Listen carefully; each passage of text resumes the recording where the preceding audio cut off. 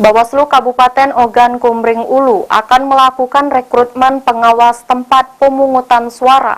Total petugas PTPS yang dibutuhkan di wilayah Oku sebanyak 1.225 orang, sesuai dengan total jumlah TPS.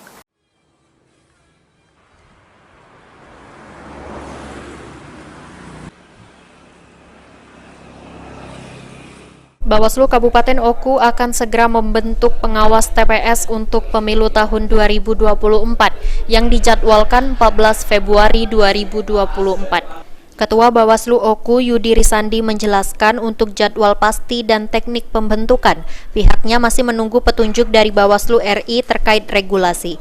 Mulai dari persyaratan batas minimal pendidikan akhir, usia dan teknik atau sistem rekrutmen pengawas TPS nantinya.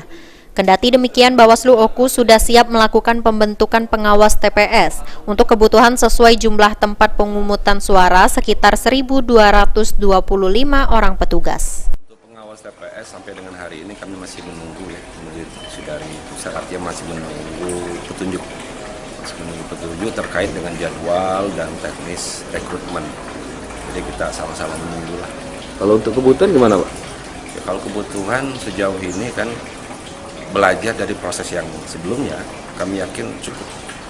Berapa banyak kebutuhan di Oku, Pak? Untuk kebutuhan di Oku itu berdasarkan jumlah TPS ada 1.225 yang nanti akan kita rekrut. Mungkin ada bocoran untuk syarat-syaratnya, Pak? Kalau untuk persyaratan, kalau persyaratan standar paling ijazah atau minimal. Nah, ini kita masih menunggu teknis persyaratan, jadwal, dan mungkin nanti ada petunjuk khusus.